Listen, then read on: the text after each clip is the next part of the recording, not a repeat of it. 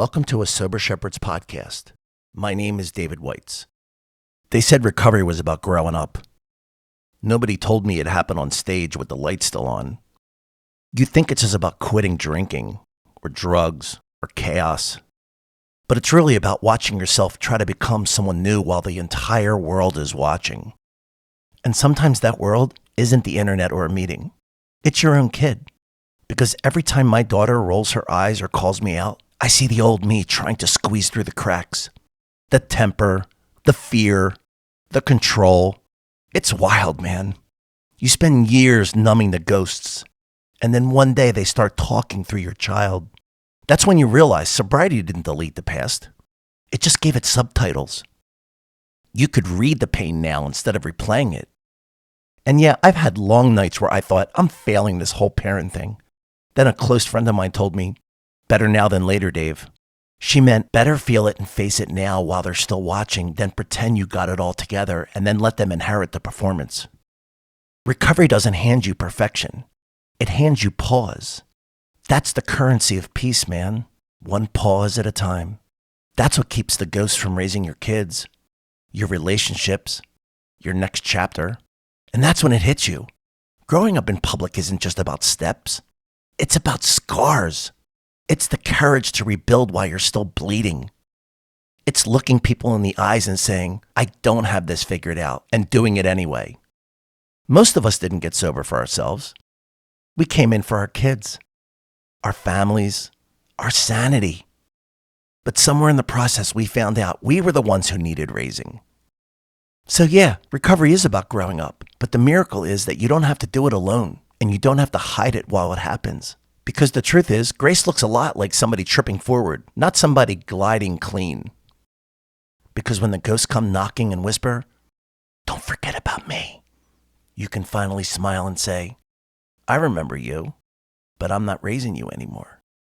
And that's where the real growing up starts, in the aftershock of awareness. When the ghosts stop running the show, you finally see what recovery actually is. Not sainthood, not serenity. They tell you all the time, it's about progress, not perfection. But try living that out while the world's still watching. Try living that out when you're mumbling, God's got this, while biting your tongue at a red light and somebody lays on their horn. So you remind them, he's still working on me. One finger at a time. That's the kind of cosmic comedy God writes when you start thinking you finally got it together. The minute you start feeling spiritually balanced, life throws you a pop quiz just to remind you that humility isn't a destination. It's maintenance. I wish I could say that was hypothetical. Growth has a way of humbling you in public. You let one stupid comment slip in a meeting and then spend the next 2 days obsessing about it, reviewing and previewing it over and over and over again. That's not ego. That's exposure. You're finally sober enough to see yourself without filters. But here's the grace buried in that whole mess. Humor. If you can laugh at your own contradictions, you stop performing recovery and start living it. You stop auditioning for grace and start accepting it. And that's when you realize the mess was never personal. It's mutual. Life isn't testing you. It's teaching you. We've all been that person crying in the parking lot praying nobody sees, only to find out that later somebody did. And they were crying too. Every cringe moment is a curriculum. Every did I just say that is a masterclass in humility. Because growing up in public means falling hard, standing up slow, and realizing the bruise is proof that you're still becoming. Because that's what progress really is. Not perfection refined for display, but honesty practiced out loud. And somewhere between the outburst and the amends and the lesson and the laughter, you realize you're finally growing up right where everyone else can see it.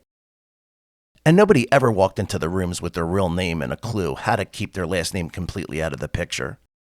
You bring one and you leave the other buried somewhere with Jimmy Hoffa. That's why we've got Pretzel Bob, Concrete Mike, Chrissy with the gray hair, Ralph the barber, Pat the lawyer, Tim the roofer, and of course, Piano Dave. And I guess at one time, Angry Dave. We're all just busted toys off the same factory line. Different labels, same broken parts. You could smell the fear, the regret, the burnout hope, and somehow catch the whisper of redemption. And when the choir starts, rooms filled with mismatched voices. We somehow all sing the same battered anthem. Thank God I made it one more day. 'Cause you can't do this shit in private. Not if you want it real. If you walk in broken, you're in the right place. Eventually, the voice that trembled becomes the one steadying somebody else's hand. That's how this works. That right there, that's the miracle. At home, my daughter calls me Chatty Cathy. Not because I talk nonstop, but because when my daughter dials in, I've already booked the hour before the first words escape. But sobriety taught me something I never learned when I was drinking. Keep your damn mouth shut long enough to actually listen. To stop being the fixer. To stop being the puppeteer. To just be there and let her be. That's what this program does. It teaches you how to love without holding on. How to lead with open hands. How to watch the next generation climb while you stop clawing your way over the ruins you built. Because growing up in public means letting go of the wreckage on display and letting something better take shape, one honest moment at a time. Because growing up in public isn't clean. It means falling hard, standing up slow, maybe bleeding a little. God's doing his best work when the lights are harsh, the chairs fold, and the cracks are showing.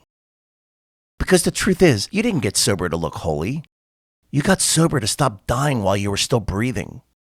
And somewhere between the fuck-ups, the forgiveness, the grace, and the grind, you realize you're not who you were. You're damn right. But you're not done yet.